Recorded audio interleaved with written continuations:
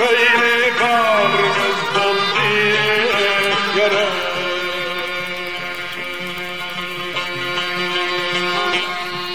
Kaderika okni tek yüzde çene.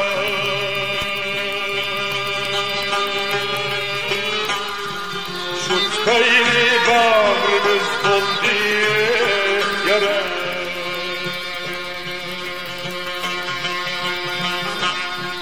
Hamçkal tek asıda kaldık yana.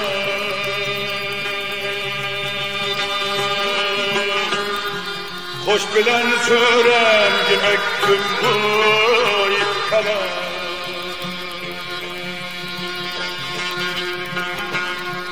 Hamçkal tek asıda kaldık yana.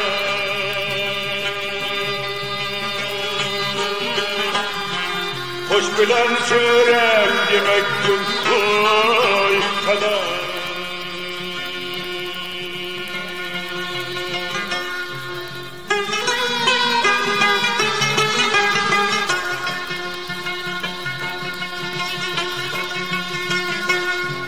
Kahrımızdan ot çekildiğine girer.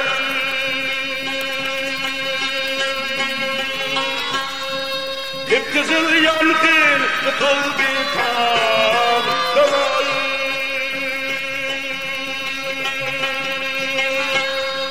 Kıpkızıl yangın kıtıl bir kan dalay.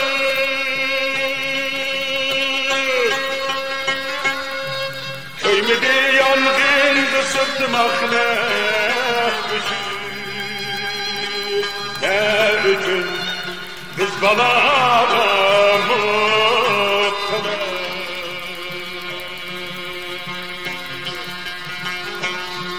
Köymedi yangın ısıtmak ne üçün biz balada mutlaka.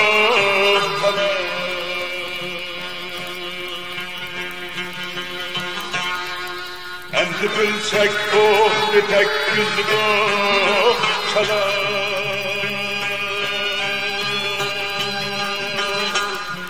Hemmidin yaman iken sülhi kadar.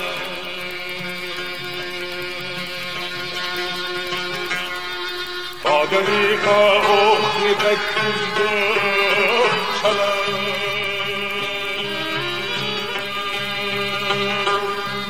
Hemmidin yaman iken sülhi kadar.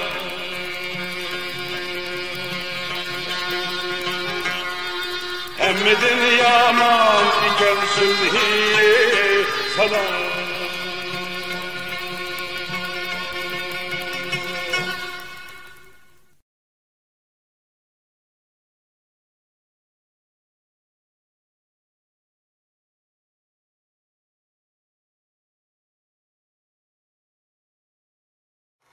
Talas daryosi bo'yidagi ruhdan ilhom elish kerakki, hargizmi Manas daryosi bo'yidagidan emas.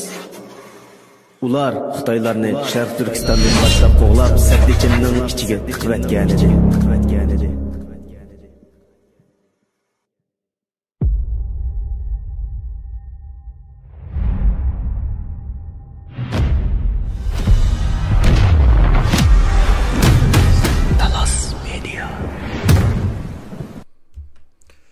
Assalamu alaykum. Dünyanın her qaysı joylaridagi Sharq Turkistonlik aziz qarindoshlar, hammanglarning mush vaqtinglar xayrli bo'lsin.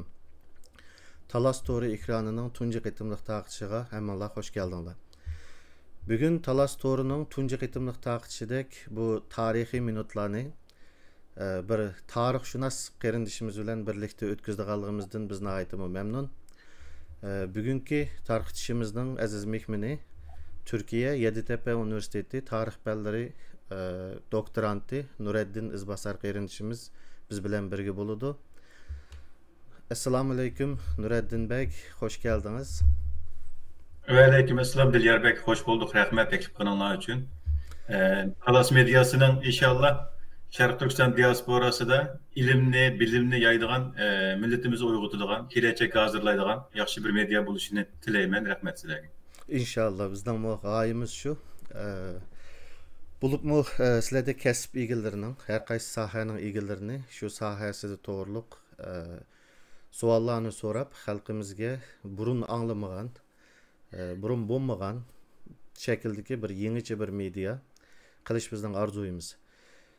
Şuna aldı bilen men siz doğruluk sizge benim kızıqadigan bir iki sualım var. Şunu men bir soru versem, özünüzde tanıştırmışsınız mı halkımız tanıydı dep oylayman. Fakat mening qiziqadigan hozirgacha sizdan ochiq yerlarda so'ralmagan bir savol.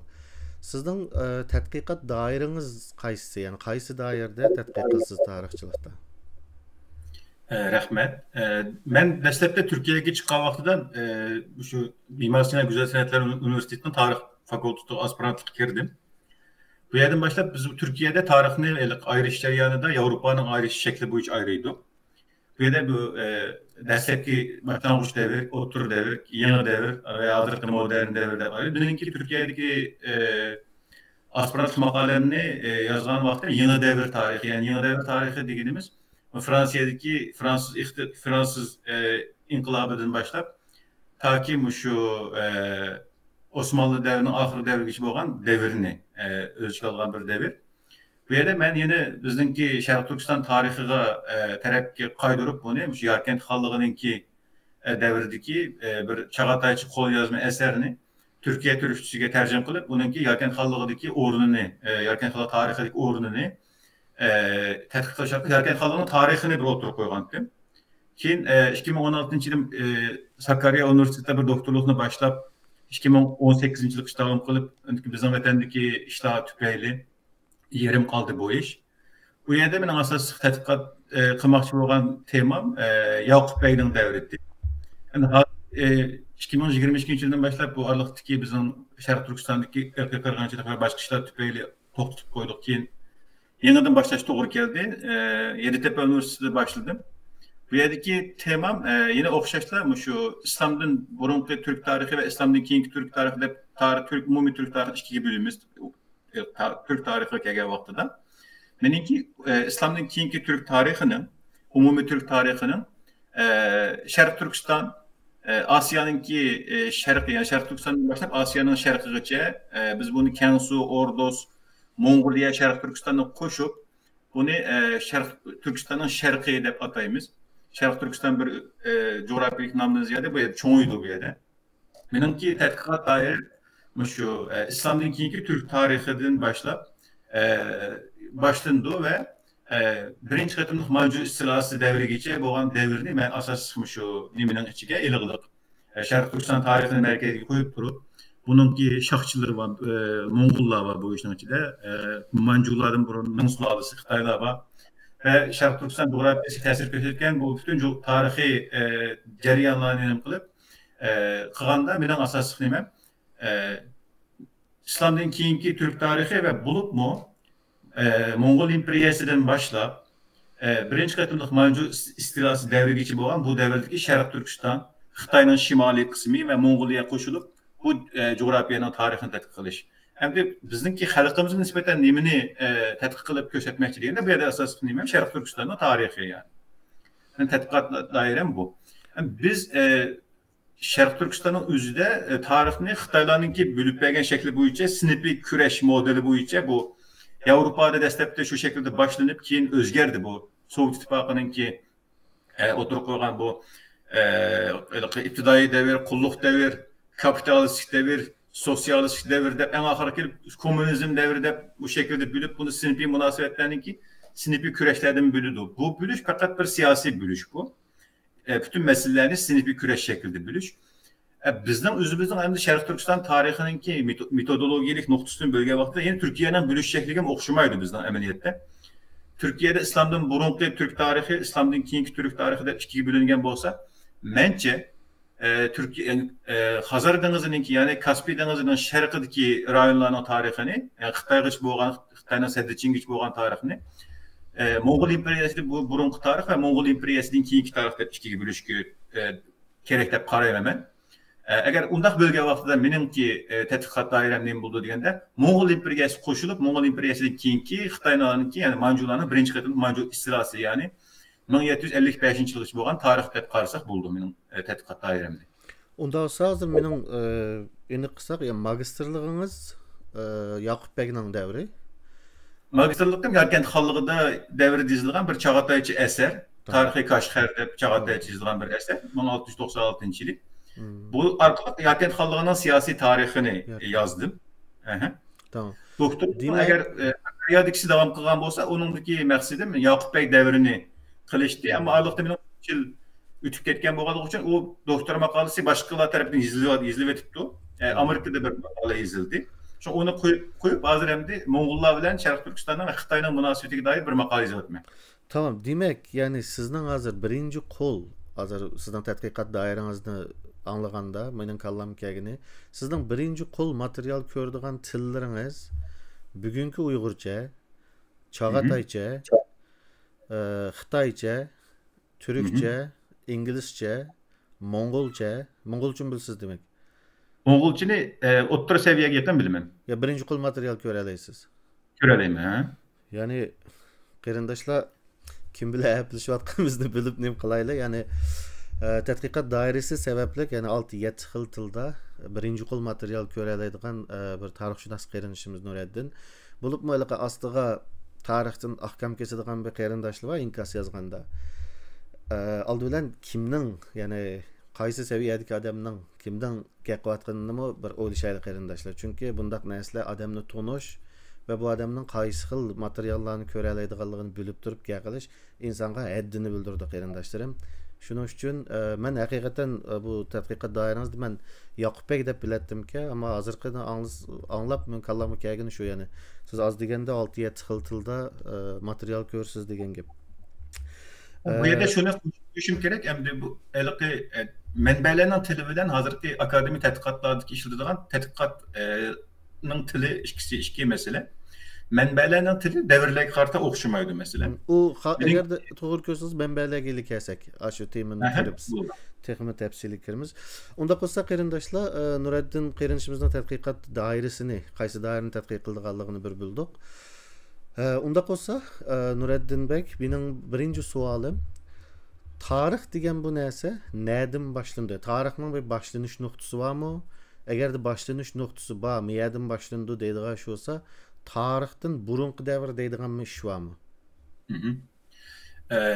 Bayan deb o'tganimdek qisqalam desem, tarix insonlarga oid ma'lumotlarni izlanib, kechmişte o'tgan, ya'ni kunimizga qadar kunimizdan yashayotgan davri tarix bo'lmaydi bizga nisbatan masalan. Biz hozir 2024-yil yashayotgan bo'lsak, 2000-yildan eng keyin bo'lgandimi, 2000-yildan keyingi davrlarni biz tarix deb qaramaymiz hozir. Chunki tarix tadqiqotida o'zi bir tarixchi o'zi davrda turayotgan narsalarni chuqur bir ichidan chiqib eshiga tadqiq qilinmay, bu bekrak xalqaro munosabat, siyosat va boshqa bilimlarning, sotsiologiya qatorliq bilimlarningki nimasi doirasi kirdi.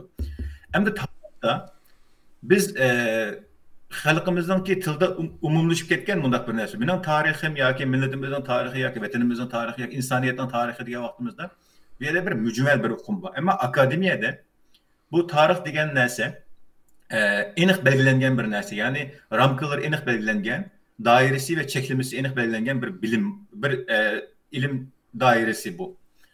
Bu asosan 18-asrninki o'ttirisidan boshlab Yevropada, bo'lib Fransiyada boshlab asta Yevropada kuchlanib, bu bir mezgil orientalizmga qayib, bir mezgil İngilizlarninki dunyoga qarash usuliga qayib, keyin Amerikaliklarninki chiqarish bilan taraqqiy qilib, kunimizda hozir bo'lib 2-Dünya urushidan keyin akademik tarix degan bir narsa dunyoda umumlashib va yuqori bir seviyaga ketdi hozir akademik tarix. Endi bu tarixni biz nereden başlayamiz degan savol kelib chiqdi. Biz akademik tarixni nereden başlayamiz? Tarixni tadqiq qilish uchun bizning qo'limizda manbalar bo'lishi kerak. Bir narsani deyish uchun, bir narsani yozish uchun, bir narsani so'zlash va iddao qilish uchun bizning qo'limizda shu davrdan o'zining qolgan akademik tarixi manbalar bo'lishi kerak. Biz tarixni yiziq boshlangan davrdan boshlab bilalaymiz deb qaraymiz. Yiziq qachon ijod qilingan bo'lsa va yiziq orqali qoldirib qo'yilgan moddiy kultur qoldiqlari bizga bildirgan narsalarga qarata Biz akademik tarixini şu yerden başlayımız. Bu bazı kavimler için miladiden burunki 3000 yıllargacha bardı. Bazı kavimler için miladiden keyinki 700-800 yıllargacha bardı. Bazı kavimler için bolsa miladiden oldikeni bardı. Bu milletlerninki yaşagan joyi, yiziq işletken tarihi, yiziq işletken yani ve yaşaş usulları bilen bivas münasebeti. Şuna mesela biz tarihteki yiziq en dastlab işletken devir yerini biz Mısır deb bilemiz. Çünkü hazırca ilim dünyasında en kadimki çıkan yiziq Mısır'da işletilgen yiziqlar. Yani Firavunlar, Mısır'ınki Firavunları. Mısır Firavunlarının tarihini yazgan miladiden burunki 3000 yıllardan burun. Hatta o yiziqlar dastlabda hazırki o'xshash ilib berlik yiziqlar emas. Biz kadimki Türkçe'de im yoki em deydigan bir narsa var. Bu şu boğumluq yiziqlarınki şeklini boğumluq yiziq yoki ilib berlik yiziq deb ayırımız emas mı? Boğumluq yiziqlarınki imlarninki yani belgilerinin mesela Xitaylarninki burunqi davrda işletip kelganlar aslında resim şeklindeki yiziqlar.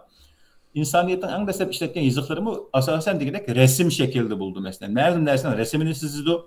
Aşı resimden asla bu bir resimnin şekli zamanla ötüşüyle asla bir şekil gözürdü. Bu şekillerden asla şekiller tarafından bu harflerden özgürüp tarihin cereyanından bu yiziq özgürlük. Şuna biz günümüzdeki mənadaki yiziq qaçan icad bolğan yoki nerede icad bolğan degan vaqtda miladidan burun 3400 yıldan 3050 yılgacha bolğan aralıqda qadimki Mısırda payda bolğan deb qarayman. Mısır'ınki tablet, Mısır'daki yiziqlarni Firavunlarning asosiy Firavunlarning tarihi. Firavunlarning tarixini yazgan Mısır'ınki qadimki yiziqlari bu günümüzge kadar yetip gelgen en qadimki yiziqlar bu şu. Bunu Avrupalık alimler okup bunu düşendirip bunun köpüncüsü Kıtbulun di. Onun kendine miladeden burunki 3200 yıl etrafında Sümer, adırki Mezopotamiya, yani bunu da selip etmanda, adırki Irak'nınki Dicle Fırat deryası ve onunki şerq kısmı yaşayan Sümer degen kavimninki işletken yiziqları ve bu yiziqni bizning vatanda böyle Iraklar Laysu kelgan vaqtida bir seg'izdi, faqat seg'izdi bir nesne paydo bo'ldi Irak'tigida. Seg'izning chiqqan tablet deb ataqli. Bu shunday seg'izlarning ustiga yoki tashlarning ustiga yiziq qildirib Sümer tabletlari bor. Bu Sümer tabletler bilen kelgan yiziqlar. Bulardan nurg'un bizning ajdodimizga oid ba'zi chiqqanlar mavjud. Hatta Sümerçide adı kadar tetkik kılıp gelen materyallarda tahminen 100'e yakın bizimki ecdadımızın sözlerinden kalan yani proto-Türk sözlerinin bağlı adırgıca kililik. Tahminen 100 etrafında söz bağlı mesela. Sümer tabletlerinin içinden tetkik kılıçlarla çıkargan. Onun kendi miladinin bunun 1300 yıllar etrafındaki bu Türkiye'de Anadolu'daki yiğitler tarafından işletken yiğit yiziği. Anki 1200-1700 yıllar burun Xitaylarninki Jagovan degen Taşbaqanınki Qasırqaga, Qıpıga ve sonrakiler yazgan umu em yani resmi yiziq emas yiziqlar var. Bu qadimki kültür havzaları da yani Mısır, Mezopotamiya, Hindistan var bunun içinde. Hindistan Sümerlerninki kelgen yerini Hindistan deb qaraymiz mesela. Hindistandan kelgen bular deb. Hindistan ve Xitaylarninki yaşagan joylarida bu en qadimki yiziqlarninki o'tirib chiqqan nimasi bor. Başka joylarda yiziq bormi yo'qmi? Biz buni hozirga qadar yetib kelgan ma'lumotlar asosida so'zlayamiz. Hozirga qadar yetib kelgan yiziqlar en qadimki yiziqlar bular. Shunga Misrning tarixini mesela Xitoylar deydi biz 5000 yillik tarix ega millat yoki Misrning 5000 yillik madaniyat tarixi ega degani bu tarix ega degani shu yizig'ini ko'z tutmoqda. Xitoylar Jagovanning Nemis tarihin apırıp miladiden burunki 3000 yıllargacha apagal bolganligi uchun o'zlari. Buni o'zini 5000 yillik tarix deydi Xitoylar. Amaliyat 5000 yil emas. Xitoylarninki Jagovanninki bardaga yeri miladiden burunki 1200-1500 pek bardaga yeri Zhou xandaligigacha bardi. Undan burunqisi yiziq deb qarmaymiz. Yani resim ular. Sol tarafdagi ko'rganinglarga o'xshash, o'ng tarafdagi Sümer tabletlardagi, sol tarafdagi Xitoylarninki xatni resim şekilde ifadeleyen adetler işletken yiziqi. Hele hem Xitaycha Dünyadaki başka yazıklardan farklı halatda resimninki taraqqilishdan kelib chiqqan bir im yani Xitoycha. Xitoychada bir tovushqa bir Xitoycha xat to'g'ri kelmaydi. Xitoychada odatda 3 tovushqa yoki 4 tovushqa bir Xitoycha xat to'g'ri kelganligi hozirgacha masalan. Shuni Xitoychada kelgan manbalarda kelgan ismlarni o'qish, tushuntirish intayin qiyin masalan. Belek millatlar ismini, tilini yoki yaşagan coğrafyasını yazganlıkta biz bunu tepip çıkış intayin qiyin Xitoycha xatlarga qarab aslini o'qib chiqish qiyin. Ama başka milletlerin tilida bo'lsa deganda ba'zi masalan o'xshamasliklar bor. Masalan Hindistan'daki bazı tekstlarda Türklerini Türkoşa yoki Turuşka, Araplarni Aroşka deb yozilgan ahvollar bor. Masalan Türklerini Turoşka, masalan Tibetliklar bo'lsa Türklerini Dürüge deb o'zininki tiliga moslashtirib yozilgan. Masalan Uyg'urlarni masalan Tibetçi manbalarda Uyg'ur degan so'zni Xuyxur deydi masalan Tibetler. Yani müşahede texmi ko'rganlarga aniq bo'lish uchun, ya'ni tarixshunoslikda tarixning boshlanishi yeziqdan boshlandi. Yeziq bo'lganda tarix bo'ldi. Demak, unda yeziq bo'lgan tarix bo'ldi. Undan burungi davrni biz tarixdan burungi davr deb ataymiz. Undaqda shu Turkiyaning Göbekli Tepe'de shu 12 ming yillik bir inson yig'iladigan bir diniy murosim o'rnimi ya qanday ya bilmaymiz, ammo bir nima bayqaldi, yodikorlik 12 ming yillik dunyo tarixining eng ko'na madaniyat markazi deb qaralgan madaniyat deb qarasak, demak bu tarix shu 12 ming yillik bo'lgan ekan, u yerda yeziq yo'q, haykallar bor, yasagan narsalar bor, rasmlar bor. Demak, u tarixshunoslikning tadqiqot doirasiga kirmaydi demak. Kirmaydi. O arxeologiya. Ama shunday bir narsa bor. Masalan, tarixdan burungi davrga tarixchilar kirdi. Tarixni ulash uchun, masalani ulash uchun tarixchilar kirdi, tushunishga tirishdi va tarixdagi bog'lanishni bilish uchun cho'qim bunga kirish to'g'ri keldi. Tamam. Undan sonra ama bizning tarixini, bizningki tadqiqot nimamiz shu antropologiya yoki shu qizilmalardan chiqqan arxeologiya deyolmaymiz ekan. U yerga bizning nimamiz yetmaydi. Yani qarindoshlar javobning nimasi, xulosasi yeziq muhimki tarixda. Tarix yeziqchilik yozmachi qoldirilgan narsalardan boshlab tarix boshlandi, uning oldini tarixdan burungi davrda aytganmiz. Mana bu ekranga berilganimi milodiy 3-asrga oid nima tabianima yeziqi. Nebati yeziq. Bu Arapçininki, bu İslamdan burungi Araplar cehalet devri deb ataydi İslam tarixida. Şu devrdeki Arapçininki en asas nimi şekli yani. İptidai şekli. Bu bizden ilk mani yeziqi yoki şu Mezopotamya manbalik yeziqlar bor. Şu hamsi hisobda bir yerga keldi bu. O nimaninki Sami tillardagi yeziqlar.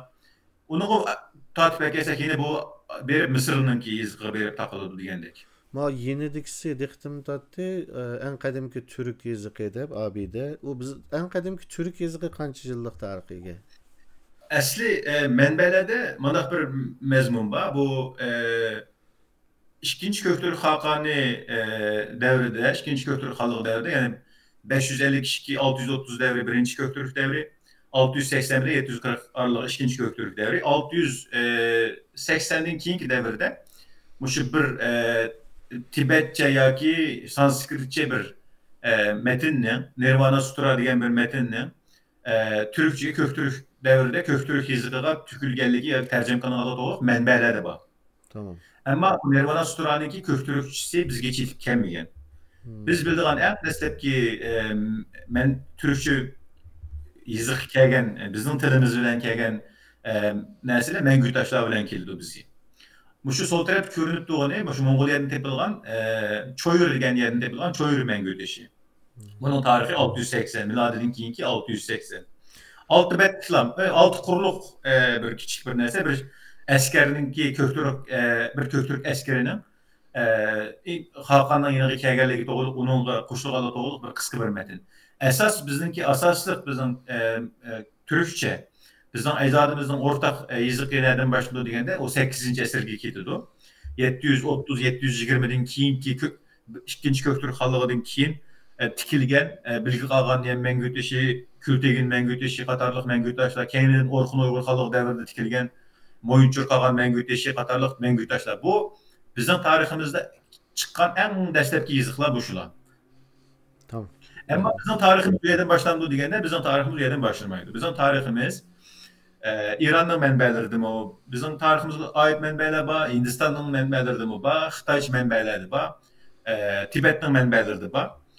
Yani bu bir milletin tarihi çoxum o milletin yazığı bilen başlandı degan nəs mövcud emas. Şu milletə münasibət hərəkətlə yoki işlə başqa milletlərin tarixi kitabları yazılған bolsunmu, şu milletin tarixini şu yerdə məsələn bilələyimiz. Tamam. Bu faqat bizden bilələydiğin yerimiz endi. Tamam. Yani tarixşünaslıqның dairəsi meyli özümüzdən olsun yoki başqalarının mənbələri tilg'ilanğan davrdan başlandı. Onda qolsa ikinci sual tarixçilik yoki tarixşünaslıqның metodologiyası to'g'risida bir qisqacha to'xtalib beramiz. Buldu. Hem de işinki en mühim yeri keldik. Şu bizdeki vatanda veya ki Xitay işgaliyeti kalgan Türkistan bilen Sovyetler yani Rusların işgal ettiği Türkistan'da afsuski tarixine metodoloji şekillenmeylik. Bu bayağı ben de ütüp getdim 1750 yıldan başlap bu Mengütaş'la Turpan'da tepilgan tekstler ve başkalar çıkıp hem onun Avrupalıkla özününki atı boğusunu izleş, özünün kökenlerini, özünün nereden gelip çıkan izleş yanında bu Türkler'e ait tetkikat 1750 yıldan başlangan. Türkler'e ait tetkikat yani. 1750 yılı bu başlangan. Bunun baştaki tetkikat kursu Fransızlar ve Hungarlar ve keyin İngilizler bilen Germaniyalikler bo'lgan. Bu kelib birga ketdi bu. Tadqiq qilinib birga ele ketdi. Bütün qadimki yozuvchilar bizning Mengütaşdan o'qiganlarmi asosan Yevropaliklar, bizningki Turpan tekstlarini o'qiganlarmi asosan Yevropaliklar va boshqalar degandek. Endi tarixning manbasi nima deganda men bu yerda o'tgandek, tarixni bir manba bo'lmay turib biz deyolmaymiz. Masalan, bir voqeani yoki bir hodisani deyish uchun nimaga Xitoy deb deymiz? Nima yo'q o'ltirib degan bo'lmaydi. Bu bir nima emas, xiyolga qarta qilamiz. Bir narsa cho'qim bir yerdan chiqish kerak. O mənbələr buluş kerak bu yerda. Bu mənbələr orqali şu davrning o'zida qolgan mənbələrni şu davrning birinchi qo'l mənbələri deb ataymiz. Masalan, onlarning davrida Xitoycha yozilgan mənbələr var. Onlar bilan birma-bir urush va boshqa munosabatlar tufaylidan onlarning davrida yozilgan birinchi qo'l mənbələr var. Miladiyda burada 5-asrda Herodot yozgan tarix degan asarda Qora dengizning shimolida Turkiya yoki Tura degan bir qavm bor deydi. Buranı şu Türklerin aydat deb qaraymiz. O davrning manbasi şu Herodotning tarihi oldu yani. Miladiyning burunqi 5-asr bo'lsa Herodotning tarihi, miladiyning oldingi 3-asrda bo'lsa şu Xitoycha manbalar oldu. Orxun Uyg'ur xalq davridagi manbalar nima bo'ldi? Yine Xitoycha manbalar, bizning Orxun Uyg'ur xalq davrida qolgan Mengütaşlar, ondan Tibetcha manbalar var. Tibetcha manbalar bu yerda ishga kirishga boshlaydi. Aning keyin Farscha, Arabcha va boshqa tillarda qilingan manba. Şu davrning o'zida, chunki şu biz insonlar öz devirde yaşayan nesini köreleyimiz, şuna mı? Özümüzün devirde yaşayanı bileleyimiz. Bunu aldığımızda bir berip köremeyimiz, ya ki kireçeti bulduğun için bilenmeyimiz. Bundan boğan iken, şu devirden özü de yazıp kaldırıp koyulan nesilerini biz şu devirden mənbəsi deyimiz ve birinci kol mənbə deyimiz. Ve tarixini tədqiq qilish üçün qılındığın iş birinci kol mənbələrə düşüş. Birinci kol mənbələrini okuş, bu yerdə til biliş əmri işini çəkirdi. Xitayca biliş, bu yerdəki devirlərə qarşı mənbələrin til oxşumaydı əmri. Şuna bu yerdə məsələn qədimki Xitayca biliş gerek məsələn. Onların tarixini biliş üçün, Asiya onun imperiyasının tarixini biliş üçün. Ya ki Köktürklərin tarixini biliş üçün yine oxşaş bir şekilde Xitayca biliş gerek, Köktürkçe yazıqlarını oxuyalış gerek. Asasda İrani yani İrandakı Sasanilərinki dəvrdən qalğan mənbələrini biliş gerek. Qarxanıyla yani Türk xalqallığı dəvri kelgan vaqtida bo'lsa deganda Arabcha mənbələr bu yerdə işləmə çəkirdi. Hem de mina tədqiqat dairəmə kelgan vaqtidan nim buldu deganda Moğolca mənbələr işləmə çəkirishga başlaydı. Şuna her devirden özünü, şu devirden özüdü qalğan tarixi mənbələrdən o qaysılı bolsa bulayverdi. Günümüzün devirdən qarab falanı tilinin mənbəsi, anda falanı tilinin mənbəsi bunda deyilən bir nəsə yox. Çünki o devrin siyasi şəraitlə günümüzün siyasi şərait oxşumaydı. Şu an mesela Xitay mənbələri qarağa vaxtımızda bizimkilərinki belə pasif bir məlumat Xitay mənbələri dəvrdə gəzəldi. Xitay mənbələri var bəzən. Məsələn, Tatar-Tomanın Uygurlar hep maqtayımız o. Çingiz Xan'la ilip izip ögeten Tatar-Toman Uygurlar ben yere maqtayımız. Nereden biliriz Tatar-Toman Uygurlarını? Xitay mənbələrdən biliriz. Bu yerdə Xitay mənbələri olması Tatar-Toman Uygur diyemeyiz ki mesela. Xitay mənbələri Tatar-Toman Uygurlar eniq yazılır mesela. Yuanşida, Yuan Sulası tarixi diyen eserde Yuanşida Tatar-Toman Uygur deydi. Küçüklüğün yanında duran bir Uygur. Emniyet bu Tatar'ını mesela doğru yazdım, hata yazdım bunu ayrım bir mesele ama şu devirden özünün mənbələri Bu birinci kol mənbə oldu. O dəvirdən azırıq vaxt ötüb, ya 100 yıl, ya 200 yıl ötüb. Çünki o dəvirdə bir nəsə davam qılıb keldi emasmı?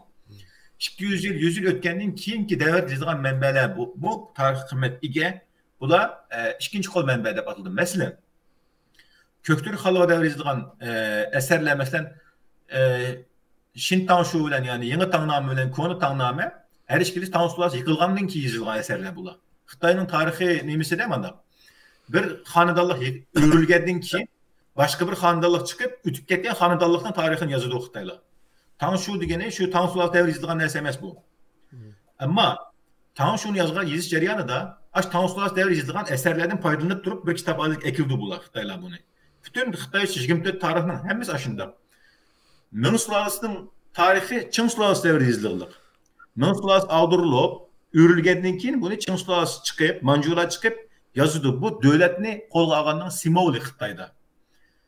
Şuna tarixi mənbələrini biz birinci qol tarixi mənbələr, yəni ana mənbələr tarixinin ana mənbələri, ondan ikinci qol mənbələr deb qarayımız. Bu yerdə fəqət və fəqət yazıqlarla olmaydı. Bu yerdə yenə işin içinə bu yazıq çıxandan keyinki dəvrlik arxeologiyalik mənbələr kirdi. Başqa şu dəvr besləyən metal pullar var. Biz bunu tarixi nəmdə Qarxanlar dəvrdəki sikke deb atayımız. Bunu aldıq dəvrlə təngə deb atayımız. Ondan qorğanlar var, mazarlar var. Tamğısızlığa resimler var. Mesela Kuchadaki Mingöygüsüzlüğün resimlerde biz dünyanın cıhkir uçurtamaydıgan ama bazı çoğun imperiyalarda körüldüğün koş başlık Şunkar'ın resmini körelim. Kuchadaki Mingöy'de iki başlık Şunkar'ın resimleri var mesela. O ikinci Köktürk Haqalo devirden kalan 7. əsrdə, 6-8. əsrin axırda 780'den yani 680'den keyinki devirden kalan əsrlər var. Muşların həmmisini tarixçi oturup hançki kənar mənbələrə erişərsə, şunçki kənar mənbələrə kirib, hançki köptülünü ögünəlisə, şunçki köptülünü ögünüb, bunları birdən süzüb elib çıxımız. Hem de bu yerdə işinə çıxan yeni bir nəsə kirdi. Mənbələrini aşıb etilən qubul qılamdıq deyən məsələ kirdi. Mənbələr, Xitayçı mənbələr olsun, Parisçi mənbələr olsun, ya ki başqa mənbələr olsun, köpünç mənbələr bu resmi dövlətdən siyasi otoritesi tərəfindən yazılan kitablar tərəfbazlıq pek güclük. Məsələləri tərəf tutub yazılan əhvallar var. Amma həmin nəsin tərəf tutub yazamdı deyən onda gəlməz. Məsələn, Xitayçı mənbələrə biz müamilə vaxtımızda intihar ehtiyat bilən müamilə qılış doğru kildi. Amma Xitayçı raporlarla müamilə vaxtımızda Xitayçı raporları işinişki buldu. Çünki dövlətdən imperator, yəni dövlətdən xaqanığa, Xitayçı Huangdisiga düşmanının hərbi əhvalını apırıb bir vatsiyayədə. 3000 əskeri var, 5000 əskeri var, 10.000 əskeri var deyə vaxtıda yalğan bir nəsini sunmaydı o yerdə. Çünki berib 5000 əskeri var deyə yerə Xitayla 10.000 əskərini apırıb bas, əgər o yerdə 50.000 əskər çıxıb qalsa, kallı getidi o yerdə, rapor bəy üçün. Yəni report bəy üçünün kallı getidi o yerdə. Amma məsələn, bəzi Xitayların ki, Xitay mərkəzlik dövlət düşəncisi səbəbli ular bizə olpan tapşırdı, andikəlik Fəngo deyilən bir hukumu var. Bizim ben Uygurca kitaplarda bunu karam devletlerde tercüme kılıverlikçi. Mesela Timur'un imperiyesini Ming Sulalası devrindeki kitaplar karşısında Timur'da karam devletteydi o. Timur karam devlet emas esli. Ama Xitay merkezi devlet düşüncesi de etrafındaki hem devletlerini karam devletlerde bizim oldu kitapları Xitaylar. Toxtam bu karam devlet dediğiniz vassal state demekçi mi? Evet, vassal. Tamam. Ben Uygurcasını bilmeydikken tamam. Xitaylar özünün xaqanını Huangdi deb ataydı, şundan mı? Huangdi deydi. Başqa heç qandaq bir dövlətin xaqanını Huangdi deb atamaydı Xitay. Wang deb ataydı. Bu yerdə ki Wang degan vassal degan gap bu yerdə. Müşədə hazır Komulmanı ulan bulan degan şu bizniki Wang deb şu işletib getdik. Bu yerdə ki gap Wang degan vassal degan gap bu yerdəki nəsə. Tamam. O ufqumlardan mən axırsıda vaxt yetsə mən sual sorayım. Hazır məyədə mənbələr dediniz. Birinci qol mənbələr şu dəvirdə özünün əsli yazıqda yazılған mənbələr birinci qol oldu dediniz. Andaki şu vəqə yüz bəgəndən keyin bir qancha yüzyıl içində yazılған şu münasibətlik yazılğanlar ikinci qol mənbə oldu dediniz. Bu yerdə mən bir qiziqarlıq bir əhvalını deb sizin qarşınızda alayım.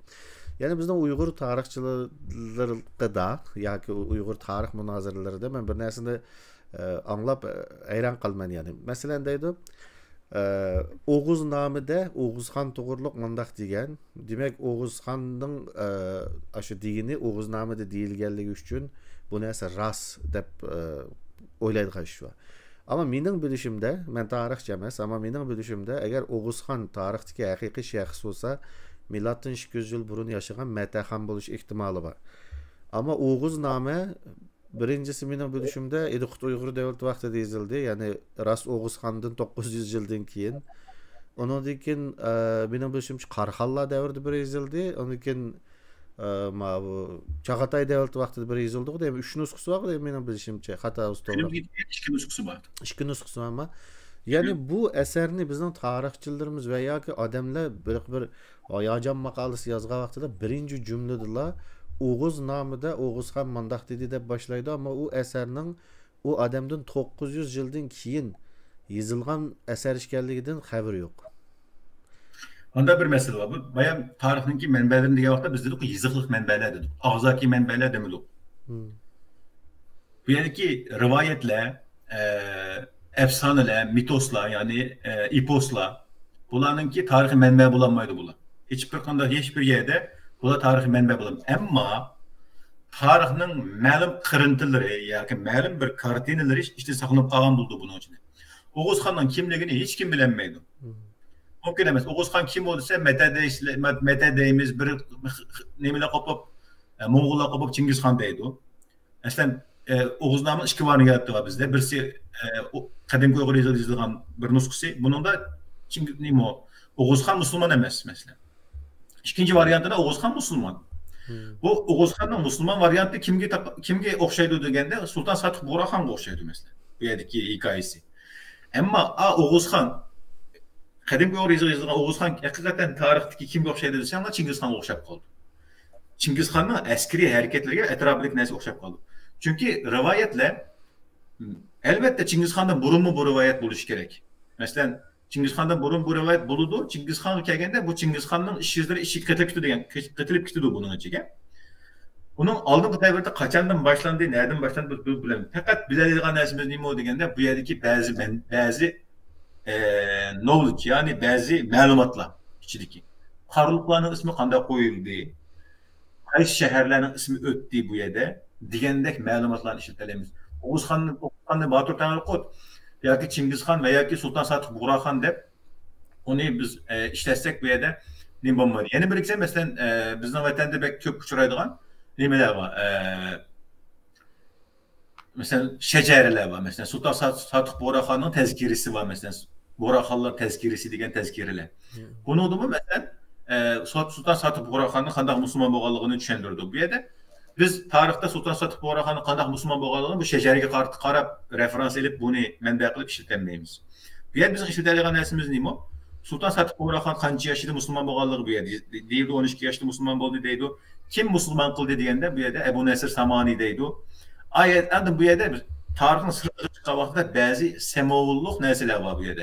Mesela Toshqon mesela bu yerda Sultan Satık Buğraxan ormandan chiqib ketayotgan vaqtda Toshqonning keynidan mağdu. Toshqon dini mitolojide intan küçük bir simvol mesela bizde Türklerde. Toshqon azdurguchi bir simvol bu yerda. Azdurdu insan, azdurup ya doğru yola başladı ya hata yola başladı degende.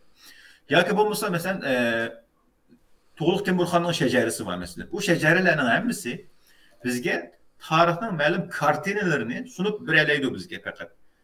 Qanchalik usti bo'lsa buningga bir millatning tarixini, kültürünü, medeniyetini qancha tushunsa o insan şu tarihi kartına kirip alalım. Mesela yeni bir misal vereyim.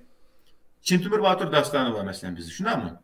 Çintimir Batur dastanıdaki Çintimir Batur deydiğen bir şahıs tarihte ötken mi? Ötmegen. Undaq bir isim bilen undaq bir adam yok.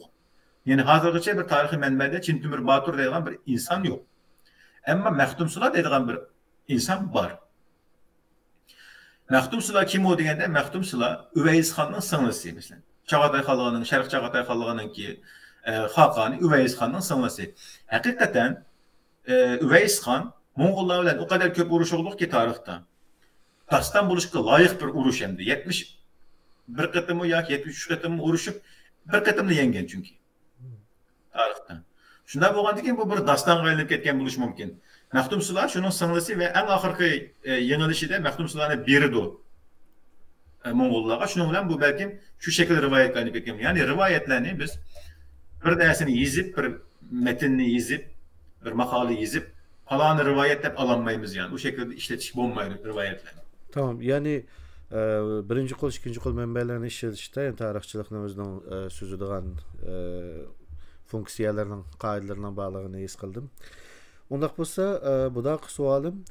Şu coğrafya başka ictimai pellerden ait mühim. Mesela coğrafyanı qoşmagan ilim qamidi hazır. Geopolitics deydi, geoeconomics deydi. Yani eminiminin aldıda bir coğrafya var.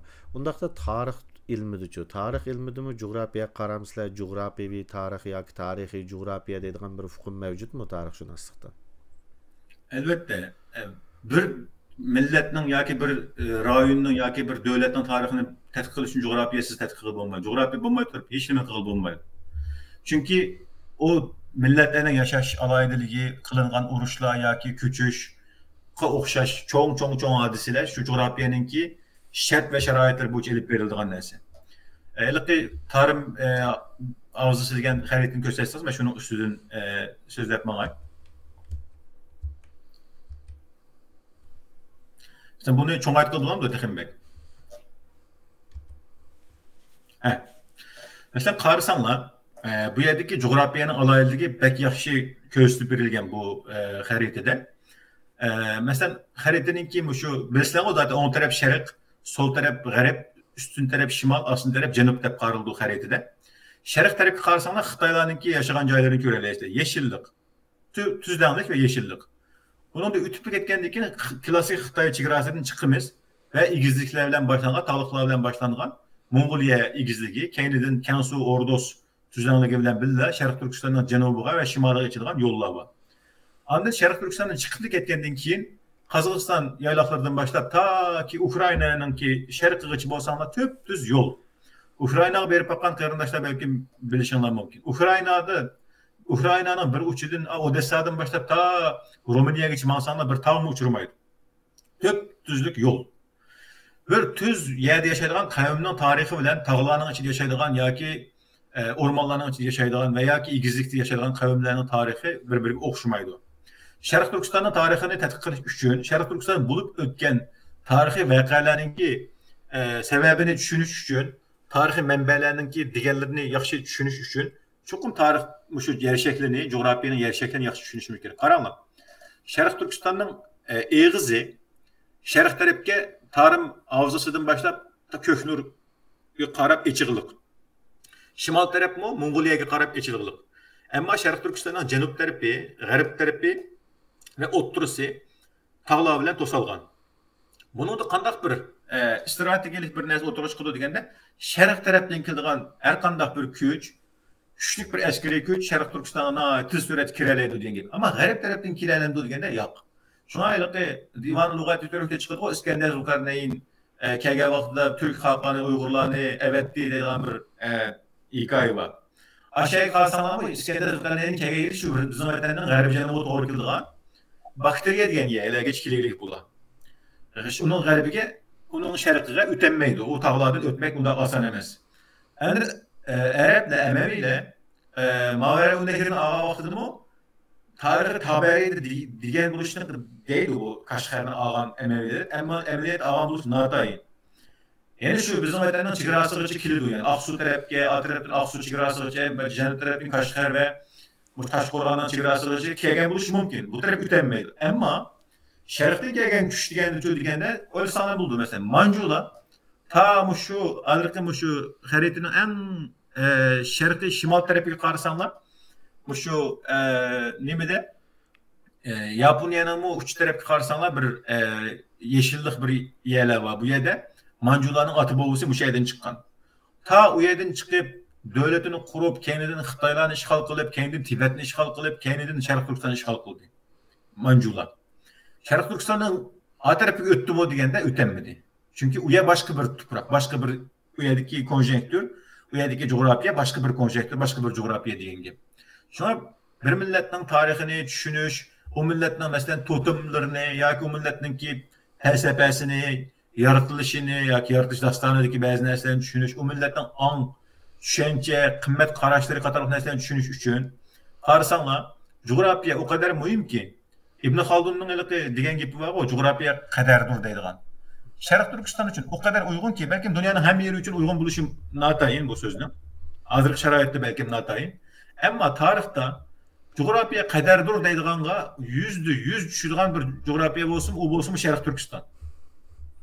O kadar enik ki. Ben xalqaro münasibetler noktasından bir narsa qo'shib qo'yaymi bu şeyga? Şu bizni Sovyetlar besivanmidi, Sovyetlar Şərq Türkistan demey, Uyg'uriston degan bo'lsak, bizni besivalati deydigan bir hamoqatlarcha bir xiyoliy gap bor bizda. Amaliyotda xalqaro munosabatlar nuqtasida aytganda, abay sizning deganingizdek, bizning vatanimiz bir xaltaga o'xshaydi. Sharqqa qaragan, Xitoyga qaragan, Mongoliyaga qaragan tarafi ochiq, mana bu Türkistonga ya O'rta Osiyoga va yoki janubga qaragan tarafi taqaq. Bu xil ehtimollikda Sovetlarning bizni besib olishi uchun Altay tağlarını ilinin Qazaqstan bul çegilindiği yerlerdeki tağlarını Qumululu Turpanga yötkeş gerek. Yani bu ziminni Sovetli bisi vasımı qoğduğulu bulmaydıgan zimin bu coğrafiya cihetten. Çünkü aman bir günü Xitay uçuk yerden besip kirip Sovetli uruşudu. Şunun için xalqaro münasibetler noktasından coğrafiyadan etqanda Sovetlarning bizni besivanmağanlığının sebebi qandaqdı bizning Şərq Türkistan deganligimiz uchun emas, balki hozir siz degan Ibn Xaldunning coğrafiya taqdiridir yani. Bu coğrafiyani g'arbdan kelgan bir kuch besib olib, o uchuq yerga qarata to'siyolmaydi, buni tutib turolmaydi qo'lida. Endi shu coğrafiyadan hozir men bir narsani ko'rganda qildim, yeshil yerlar, egizliklar desangiz, bu qaraganda bu xaritada Mongoliya bilan Şərq Türkistanning coğrafiyasi birlashib ketadi ekan, bir kirishib ketadi ekan. Yani bugünkü Mongoliya, Şərq Türkistan deb Mongollarni bir töven ko'rdigan bir xato bir narsalar bor, ama bu tarix, bu coğrafiyada biz bir-birimizga aralashib ketishimiz bek osonmi qanday? Shu. Xaritin yan cho'ng aytgan yana bir narsani bu shunga qo'shay hozir. Xaritin cho'ng aytsanlar qaranglar. Masalan, miladidin dastlabki davrlardan boshlab toki shu Manju imperiyasiga davrgacha, Manjularga davrgacha qarasanlar, bütün çoğun imperiyalarının hemisi gidip Mongoliyadan ve Mongoliyanın şarkıdan, Oturası'dan çıkılıp karan. Onlar bu Mongoliyadan çıkılıp, onlar bu imperiyasının merkezi yani. Onların imperiyanı kurgan yer yani. Ve bu yerde Şərq Türkistan'ın Altay Dağı'nın şimal, yani o Tengri Dağı'nın şimali bilen Mongoliya bir siyasi havzığı ten. Yani bir siyasi havzığı kirip gitti. Şərq Türkistan cenubi ayrım bir havzığı kirdi. Şərq Türkistan cenubi Kansu Ordos havzası kirdi. O yönelişte hareket edip vardı. Çünkü Kansu Ordos'ta bir siyasi hareket boğan ehvalası da çokum Şərq Türkistan'a tesir kıldı. Kansu Ordos'ta. Mongoliyada yani Altay Dağı'nın şərq kısmında bir siyasi hareket boğan ehvalası da çokum Cungariyaga tesir kıldı. Eğer Mongoliyanın şimalidan küçeygen bir kavim Kansu Ordos'tan ağam bolsa çokum Şərq Türkistan'ı alalaydı kilipla. Eğer Mongoliyanın şimali küçeygen bir kavim, mesela Qıtallarga okşaş kavimler ya ki mesela Köktürkler olsun, Şərq Türkistan şimalını aldı, andikin cenub tarafını aldı.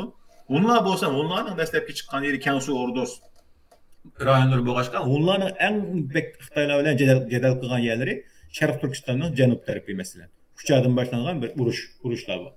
Ve de biz Mongollar bilen, Mongoliya bilen yani Mongoliyani burunqi kitaplarda bizim vatandan şimali kısmını ketib etdi Mongoliyaga. Mongoliya diye vaqtda bu 1911 yıldan keyinki Manju imperiyasi başlangandan keyinki davrdagi nimalarda bizim vatandan şimal tarafının bazı kısmını Mongoliyada ketib atgan xaritalar bor mesela Mongoliyada. Hatta Moğolistan deb Temur davrida yozgan kitaplarda bizim vatanning şimali kısmını ya Cete yurti yoki bo'lmasa Moğolistan deb ataydi. Biz Mongollar bilen şimal tarafta qo'shni bo'lish sübtimiz bilen zaten Şərq Türkistan'daki şimal tarafı Cungarlar bilen birlikte 16. asır, 17. asırgacha intayin ko'p Moğol nüfusu bilen yaşagan Mongollar bo'lib o'yrablar, qalmoqlar deb ataymiz biz.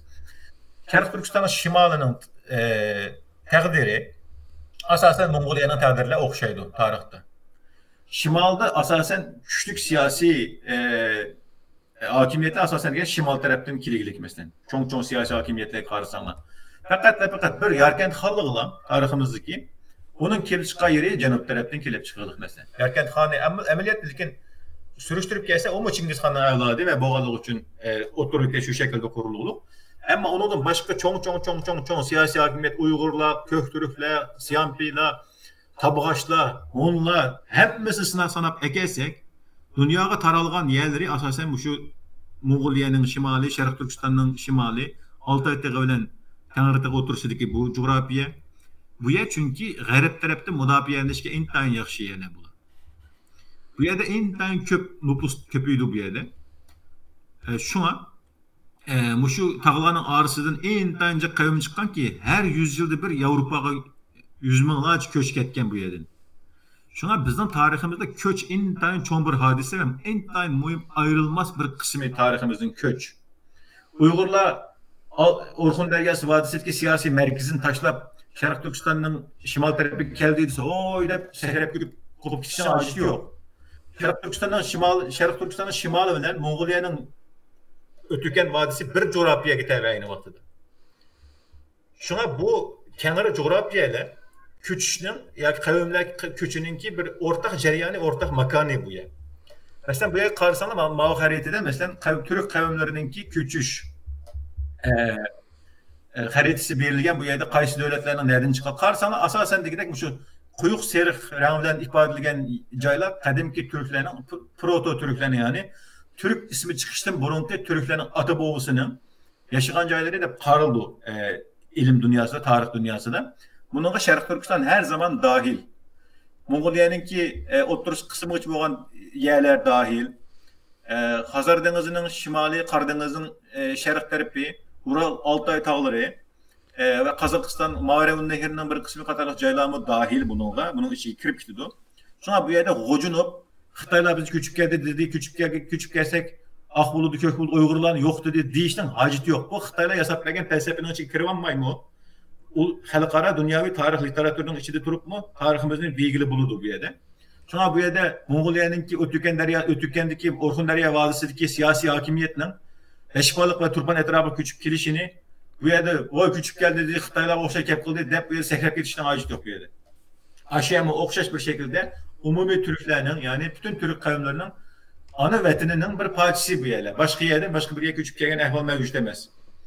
O mesela tarihten burunki devirlerini kiyinki programlarımız değişemiz inşallah. Miladiden burunki 3000 yıllarca apağıl buldu bizim Türk kavimlerinin yaşayan caylarının kayayla ikerliğini. Şarkı Türkistan'ın pek uzak yerleyemez bir yer. Altay Tepe'nin şimali veya ki adık Yakutistan, Ural Tağları'nın ki bir kısmı katarlık caylardan ta ki Şarkı Türkistan'ın ki şarkı tarafı Kumul, Barköl katarlık caylarıca Şarkı Türkistan'ın şimalıca kâme yayılgan zemin bu. Bu ceryandan Urun Türk kavimleri bir yerden bir yere köçüdü, bir yerden bir yere kilidi, bir yerden bir yere yaşaydı. O aylık Sovyet İttifakı devirde yasaklayan siyasi coğrafyanın ki nemisi var. Bir kavim millet buluşuş için bunu Xitaylar bu başlı bekleydi, tört şartı buluş gerekteydi. O tarih, ortak tarih, ortak coğrafya, ortak medeniyette bir nerse hepsi var. Bu iş yerden amelga aşmaydıgan bir nerse. Bizim ortak tarihimiz o ortak nemige ortak coğrafyaga yoki ortak bir nimaga kelmaydi bizniki. Bizning nimamiz ortak til bilan keldi bizniki. Ortak til bizni Türk kavimlerini bir-biriga bog'lab kelgan narsa nima deganda ortak til bizni. Ortak tilning sirtidagi narsalar kültür jihatdan ortak, ammo farqlar mavjud. Yevropaga ketgan peçenekler bilan Serb Uygurlarning kültürü bir emas mesela. Ammo bular erişkilis Türkçe so'zlaydi bular. Xunanga ketgan Uygurlarni hech qanday Uygurcha bilmaydigan Xunanga ketgan Uygurlarni Uygurda bezib qo'ydi kimligiga Xitoylar. Shundaqmi? Ammo Serb Uygurlarni Yugu deb ayrim millatlar bezib qo'ydi. Shundaqmi? Hatta o kadar içinişli ki Yugu deganlar, bu Serb Uygurlar deganlar asli Orhun Uygur xonligining mirasçıları bular asli. Asli mirasçıları bular. Serb degan gap şu altun ve şu xonadonning simvoli degan gap bu yerda. Belki bir rangning ishi emas bu yerda. Serb emas bularniki. Aşı altın urukdan kelgan bu boshqa bular o'zini Serb Uyg'ur deb atab kelgan bu Sarır Uyg'ur deydi uni. Mo'ng'ullar mo Shira Uyg'ur deydi. Xitoylarniki Yunonistonda yozilgan kitoblardimi Salovey War degani aşı shu. Ammo biz ular bilan ayrim millat shundami hozir 56 millat ayrildi. Ular bilan ayrim millat, ammo Xunandagi, Tavyandagi Uyg'urlar bilan biz bir millat. Dunyoning hech bir yerda bunday ayrish usuli bo'lmaydi. Biz Türklerinin ayrı usulü Mahmud Kaşgari'nin ayrı usulü bilen buldu bizde. Divan-ı Lugat-ı Türk'te ayrı usulü bilen buldu. Divan-ı Lugat-ı Türk'te bir ötken bir neyim var. Bir rivayet var mesela. Türkler doğruluk ötken bir rivayet. Türklerin kandak kelgenliği, kandak çıkkanlığı. Mesela Sultan Mesud'un ki Karhanıyla Türk hakanlığı dep ataştığımı doğru asli. Karxanlı xalqı ataşını mən bək yaxşı görməyəm. Türk xalqlığı bilan Mesut, yani G'aznavi Sultan Mahmud oturusida, Mesut oturusida bir kelişim buldu. Nima oldu sana? Türk xalqlığı, yani Karxanlı xalqının 5-ki kişi Hakan deb ünvanı işletildik. Ama bunun sırtındakiler Hakan degan ünvan işletilmeydi. Qagan degan ünvan işletilmeydi. Qagan degan ünvan işletilmeydi ama Sultan veya ki Şah degan ünvanlarını işletildiğin bir ahvallar bu. Şuna Karxanlı xalqının melike iliş gerek bulan, melike. Bir melikesini alıdı bulan. Melike elip tuqqandaşlıq münasibət şekillendirsin ki ayetki siyasi meşruiyetini, yani kanunilikini saklap kalsın, yani Türk devlet enenisinin meşruluğu var bu yerde. Bir meşru kildiğin bir nesli Köktürklerden başlayan bir meşruluk var bu yerde. Şeyde Türkan Hatun degen melikesini evet dedi Sultan Mesut'a. Dedi ki Mahmud Kaşgari. Sultan Mesut'a Türkan Hatun'un melikini evet dedi. Türklerde ayallarının ordunu körüp aldığın bir nesli bu yerde. Toy günü ayalı bilen er çelişi diyor. Yani küreş. Bu vakitteki tilimiz işletken söz küreşmek. Küreşmek. Çelişi diyor. Er jigit bilen kız çelişi diyor. Tuncu kıtım Türk tarihinde bir kız bir yigitini etip ediyor bu yerde. Oğuzluk elip etip ediyor eski elip. Türkan Hatun yani Karxanlıların melikisi Sultan Mesut'u etip ediyor. Etip etkendeki bir emmiye dağdığı okudu. Sultan Mesut'u etip etti Türk kız deyip diyor. Ve bunda bir neresi var. Türk kız bilen küreşmen, küreşmen degeni çelişmen degeni bu yerde. Kısrak bilen yarışman deydi. Aşı divanda çıkılan bir neresi. Yani bu yerde neymi demekçi sen degende bu devletinin, milletinin, özünün bir enenisi buldu. Ayrış usulü üzüki has buldu bulanınki. Ta Avrupa ketken peçenekler bilen, ta ki Mısır'a ketken Tulun oğulları var o. 9.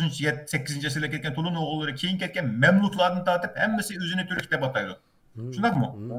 Ta ki Altay saha tarafdaki sahayı nemedeki elqe oturdu Boğaz var ya Rusya'nın o şarkı, Irak şarkıdaki yerlik saha Türklerinin o özünü Türk de bataydı. Bu yerde Türk devreden başlanan bir Türk milletinin, yani Türk isminin bütün Türklerin oradan ketken bir nemesi var. Soğuk İttifakı hem Xitaylar bunları parçalar bölüp taşıp etkendiğin ki bizni emdi kopup ayrım ayarlık ekip etkendiğin ki anı her birbirimizge düşman kıldığı iş var. Açık. Bu halette milletinin ki üzünün ki ayrış usulü üzünün enenisi bir yere çıkış gerek ve Avrupa'nın tarihçiliğine bunun karta ayrış gerek hep karaydı asıl mesela. Milletin ortak neresi til bu yerde başka neresi emez. Til. Tamam. O bölünüşle keyinki devirlerge yani aldığımızdaki programlarda tepsili kirimiz abay divan-ı lügatı Türkne dediniz ay şu kendimdeki şikapta belki de içip okuyumuz betlerini açıdığan betler var aldığımızdaki programlarda. Hazır ahırkı 5 minut vaktimiz kaldı. Ben en ahırkı sualım sizge. Bugün tarixning metodologiyasini, manbalarini qanday ishiltish kerakligi, tarixiy geografiyaning qanday bo'lganini ko'rdik. Ya'ni bir geografiyaning tarixda qanday rolini o'ynaydigini. Demak, Mo'ng'ullardan belki Mo'ng'ullar bilan biz aralashib ketib Turkiyada birinchi ishdan mavjud yo'q o geografiyada aralashma sayran qas bo'ldi ekan, ya'ni. Undaqda mening oxirgi savolim bugungacha Uyg'urlarning tarixchilik deb yozilayotgan abay vatanning ichida boshqa xil nim qildi Sovetlarda boshqa xil dedingiz metodologiya to'g'risida so'zlagan vaqtingizda bugungacha Uyg'urlar yozgan tarix bo'lib vatanning ichida yozilgan tarixchi kitoblarni, tarix kitoblarini metodologiyaga uyg'un akademiya qabul qilgan universitetlarda darslik qilib o'tilgili bo'ladigan dunyo akademiyasidagi tarixshunoslar e'tirof qilgan kitoblar deb qarashga bo'ladimi? Bunu mandaklam kösek düşengeli bulucu. Bu Cambridge Üniversitesi başta dünyadaki her kaysi coğrafyalarının tarihini tezis kılıp şunda kitaplara bölüp yazıp çıktı. Cambridge Üniversitesi 20-30 yıllık bir nerse bu. Bu yerge qarısaqlam iniq çıkıdı. Mesela Cambridge Üniversitesi Asya tarihi ya ki Inner Asia, İç Asya tarihini yazgan vaxtıda en aldı bilen kıldığın nersini bu degende aşı rayondaki birinci kol, ikinci kol, üçüncü kol menbelerinin hemini kirip boğandan keyin bu yerde nemiler kılındığı qaraydı. Tarih tədqiqatıda. Nemiler kılındığı bu yerde de referans alalaydigan nemiler var bu yerde de. Şərq Türkistan yazılgan kitaplardan referans algan hiç nersi yok.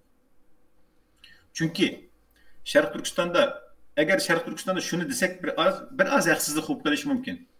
Tarixqa nisbatan qadimki tarix əsərlərininki günümüzge çıxırılışı cəhətdən yaxşı Şərq Türkistandakı içki cəhətdiki məsələn 1980-ci 90-cı illərdə Tarixi Reşidi, Tarixi Cahangüşa və başqa tarix əsərlərinin Zəfərnamə o bu degan əsərlərininki hazırki zaman Uyğurçası çıxışı bu bir yaxşı nəsə. Bu tarix tədqiqatının bir qismi bu. Amma metodologiya uyğun şəkildə elib verilganmı o degəndə yox. Tərcümə qılıblam qoyğan bunu. Tərcümədə xatalıqlar var, bəzi xatalıqlar. Amma qılınğanmı? Qılınğan. Bu Özbekistan'da veya başka devletlerde, Türkiye'de kılınmayan nurgun eserler biz kıldık. Mesela Divan Lügat Türk'ün Uygurçası kılındı, Kutat Kubilik'in Uygurçası kılındı ve başka tarih Hamidi kılındı ve başka nurgun. Bu cihetin Şərq Türkistan'daki tarihçiliğini nispeten yaxşı değişki buldu. Ama tarihçilerin özünün oturuğa çıkıp, ben bir tarihçi de metodologiyanı işqi selip, dünya metodologiyasıyla birlikte elip tarih eserlerini elip tetkik kılgan bir yaxşı tarih eser bağımı degende bu ölçem güçlüğün eser yok. Ama şunu deyiş gerek bir yerde. Bu yerde Xitaylarınki yuqur besimlik diktatorluk siyaseti ve Şərq Türkistan'ın işgal siyaseti bir yerde işini çekirdiler. Bu yerde bunda imkaniyet mi yok? Çünkü Xitaylarning Şərq Türkistan tarixidagi en çoğun nemisi Şərq Türkistan Xitayga bağlı veriş emas mı bir şekilde? Ne akası bağlı veriş? Ama haqiqiy tarixga kirsiniz bağlı olmaydı bu. Qandaqlı qısınız bağlı olmaydı. Haqiqiy tarixga kirib bağlap baqaydısınız bağlı olmaydı. Qıl bomboqashqa Xitaylar her bir Uyghur xatının içine kirib turib küzütüp aşını tatalap yürüydü mesela. Aşı Uygurca bilgan Xitaylı var. Aşının içinden tatalap yürüp onu qılıp şoňunda bizimkiler asasen degende bir närsini millet Uygurda mende ruh bir mende turun almasqa oxşaş. Ve başka bir kısım az sandaki bazı edebiyatçılarımız Abdurrahim Ötkür'e oxşaş edebiyat arqılıq, mesela roman arqılıq tariximizni öğütümüz dep. Roman bile tarix öğütülmeydi. Bu herkes roman arqılıq tarix öğütülmeydi. Ama roman arqılıq tarixinin ruhi öğütüldü. Tarixinin arka planı, background'ı öğütüldü tarixinin. Tarixinin hissiyatı öğütüldü, hissiyat kısmı. Tarixinin cevheri öğütülmeydi bununla. Ama mesela Turgun Almas'ın eseri üniversitelere ekiriş ki boğudak derecede bir en destek katlamdaki gibi boğudak eserler. Bunu düşünüş doğru kıldı. Aşağıdaki Uygur bu dengeplerini özgertip asli tarih mənbələri çıkan pete işletip onu. Onun kendi metodologiyasını azırak oğuşap kısa düşüdü bu eser. Turgun Almas'ın tarih Uygurlar düşüdü, onlar düşüdü, bu işki eser düşüdü. Uygurların edebiyat tarihi mi düşüdü? Andın Hadiremde yaşavatkan bazı tarihçiler var. Ulanın ismini de Xitaylar yeni ulanına beşik bala açmışsın. Bazı makaleler var, yaxşı yazılgan. Düşüdüğün makaleler, düşüdüğün kitaplar var. Ama ve lakin umumi dünyanın ki nemisi ekelsek içini ama bununki nemisi til tədqiqatı oxşaş ya ki başqa tədqiqatlara oxşaş erkin emas bu tarihin işi. Til cəhətdəki tədqiqatlarda yol qoyulub. Məsələn, Xitaylar Divan-ı Lügat-ı Türk'ünki 100 yıllık, 900 yıllık dep konferanslarına Uygurlarını katıldırdı o. Katıldığın burun. Ama umumi Türk tarihinin literatür akademik sempozyumlarına ya ki mesela Qarxanlı xanlığını bir yerde tılganmaydı mesela Xitaylar. Qarxanlı xanlığını hiçbir yer yok. Qarxanlılar yok literatürde, Xitay literatürde. Bizden elimizde yok. Nereden başlayımız degende bir kadar Uygur'unu tutup ekilip Uygurların tarihi nereden başlaydı? 840, 744, 840. Bunun aldığı 3000 yıl varımızdı. 3000 yıl. İran'ın Avesta dediğin bir dastanı var. Aşağıdan başlasa Avesta'dan kendin şu Xitaylarınki Şıcı'dan başlayıp anın Sanskritçe, Toxarçe intan köp mənbəlik dillər var. Mesela bulağa kirimiz. Mesela Tibetçi eserler de bilinmeyli bizde mesela. Tibetçi o kadar güzel tarih eserler var ki Türklerin oturuğa çıkışı. Orhun Uygur xallığı devir izliğen Türklerin tarihine ait o kadar güzel eserler var ki acayip yaxşı eserler var mesela. Türklerin qanda yaşaydığanlığı, neymi yedığanlığı. Bizdeki işinin siyasi tarih kısmını kirivatımız değil hazırdık. Siyasi tarihin bir bocuğunu tatlavatımızdık. Siyasi tarihimizden cedelcivatımız. Yalğız şunu lan da gipimi tüyütleyip bir Yarkent xalığının ya ki olmasa Orhun Uygur xalığının tarixini tədqiq üçün yüzlerce akademisyen getirdi. Yüzlerce. Doğru. Bir bütün Şərq Türkistan tarixini, bir bütün Uygurlarının yani günümüzdeki Uygurlarının ecdadının hemimizin tarixini tanırsak bir milletin səfərvər oluş gerek verir. Bir dövlətin güç oluş gerek verir. Şuna bunun da biz işğalının işğaliyetki sebebi bu. Yeni bir chet eldeki tarihçilerinin boşanlığı geldi. Chet eldeki tarihçilerinin vatandagi metod vatanda o'rganib qolgan kalıbını chiqiblar o'xshashni qilib chet eldim. Dünyanın hiçbir yerde roman referanslı işletilmeydi. Roman. Ben Uygur tarihçilerinki bazı makalelerinde romanını oylanan zeminde referanslı işlettiğini gördüm. Bu oylanan zeminde yazğanda ki referans kılıp işletip tırnak içi geçip tarihi roman deyip anın künyesini biriş gerek. Kim biliyordu Türkiye'dekiler ya başka Uygurların tarih roman okumaydıganlar ne bildi oylanan zeminden nime eserliğini şuna mı? Ona hakemle körüp oylanan zemin bir tarih kitap okuyup deyip kaldı mesela. Şuna onda mesuliyetsizlikte kalması gerek. Bir tarihin, bir milletin tarihçisi mesuliyetsizlikte kalması gerek. Ma milletinki kelgüsü evlatlara çıkıp kelgüsü de oturga. Bizden ecdadımız, bizden tarihçilerimiz, bizden akademisyenlerimiz, bizden akademiklerimiz dünyanın başka devletlerine çıkıp mı nemi kıldı diyeni karısa ki bir nes çıkış gerek kolga. Hiç nesi yok doğru dürüst. Akademik metodolojiye uygun bir şekilde dünya akademik seviyesi uygun bir şekilde yaşavatımız o Türkiye'de, Amerika'da, Avrupa'da, UAB'de. Aşut yazgan nesimizni şu tilde, şu İngiliz tilde yazıp bakayım kanda oldu. İş yerinde ötmedi bu nesi. Ötmedi o. Şu memmu özümden sahasındaymış. Halkara münasebetler doğrusunda Uygurlarning yazıvatkan neslerinden 99% udul ahlakçılık kılamcı. Ameliyatda halkara münasebetler sahasıdır mı? Bularga keyin aldırmay kirimiz bolup mu abay bir gapni dedingizmi? Şu manbalarning vatanda 80-yillarda tarjima qilinish jarayonida Xitoyning bunga ta'siri bolup mu sotsialistik qimmat qarashning bizning 1000 yillik asarlarimizni tarjima qilganda qanday buzg'unchilik qilib arsa kirganlarini men bayqagan. Qani ularga oldimizda kelimiz asli manbalarni dedingiz abay. Turg'un Almasning kitobida Uyg'urlar deb yozgan yerni asli manbada boshqa narsa deb yozgan yerlar deb hammasini kirimiz oldimizdagi programmalarda ochimiz asli manbalarni. Hurmatli qarindoshlar, Nuriddin qarindoshimiz abay deganimizdek Nuriddin bek 1000 yilning oldidagi Mo'ng'ulchini 500 yilning oldidagi Chag'ataychini o'qib material ko'ra oladigan bir qarindoshimiz. Shuning uchun naq maydonda shu birinchi qo'l manbalar, ya'ni ajdodlarimiz nima deb yozgan. Bugünkü 80-yili ya 90-yili çıkan kitaplarda, Uygurca yazılgan kitaplarda, Şinjan Uygurca yazılgan kitaplarda deyilgen gaplar rasmı, asli manbalarda rast şunda deyilgenmi yoki boshqa narsalar deyilgenmi?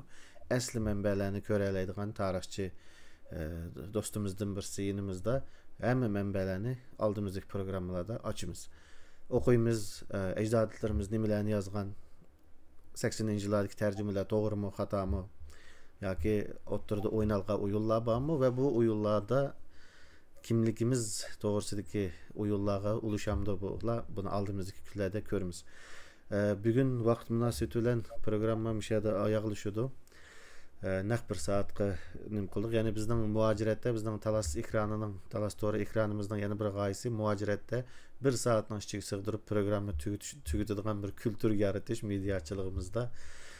Şuna sözlük üçünmü, sual soruq üçünmü, anlıq üçünmü bir saatning qanchalik qimmatligini bilib, uni yaxshi foydalanish odatini yetildirishni maqsadimiz. Şuna bugun deyishadigan asli bekchiq gaplar batdi, Nuriddin begning bizga deb bergan nurg'un temalar bor. Asli uzatsaq bo'ladi, ammo vaqt munosabati bilan bugungi programmani mishad oyoqlashtiramiz. Nuriddin beg sizga ko'pdan ko'p rahmat bugun vaqt chiqarganligingiz uchun. Ve tarixning metodologiyasi, manbasi, tarixiy coğrafiya qatorliq temalarda bizga yaxshi ma'lumot berganligingiz uchun sizga ko'pdan ko'p rahmat aytaman. Sizga rahmat, bizni ko'rgan, bizni buni lekin ko'radigan qarindoshlarga menodan salom. Men bu bir o'rganguvchi, hem Mo'ng'ulcha da o'rganganga o'xshab, boshqalarni o'rganganga o'xshash, yangi-yangidan o'rganib qilyapmiz. Tarix bir dengizga o'xshaydi. Biz bu dengizdan tarix tamchisini to'plab olamiz. Şuna inşallah kelgüsüde bir texnik köp tarihçilerinin yetişip çıkışı Şərq Türkistanlık ve okşaş bir şekilde dünyanın akademik seviyesinde halkımızga hakiki tarihimizni taraf tutmay durup, hissiyat satmay durup, hiç kimnin hissiyatını doğaytmay, yukut belli çıkarıp etmay durup, nimi boğan bolsa tarihte şunu akıl süzgüçüdün tarih süzgeçini ötküzüp, hakiki bir dünya seviyesinde tarihçiliğini sunup çıkış ve bu tarihçilikten halkımızın doğru yönelişki yeteklenişi, milletimizin azadlığı Şərq Türkistan'ın istiqlali üçün, doğru xizmətdə buluş üçün mən tiləkdaşman və bunun üçün tirişiməm. Rəhmət sizlərə. Aziz qarindoshlar, bu qitimqi Talas to'ri ekranimizdagi tunji qitimliq programmamiz mushada oyoqlashdi. Hammalarning ko'ngilinglarga ko'pdan ko'p rahmat. Unutmaylik qarindoshlar, Manas daryosi bo'yidagi taslimiyatchilikdan emas, Talas daryosi bo'yidagi shijoatdan ilhom olamiz. Aman bo'linglar qarindoshlar.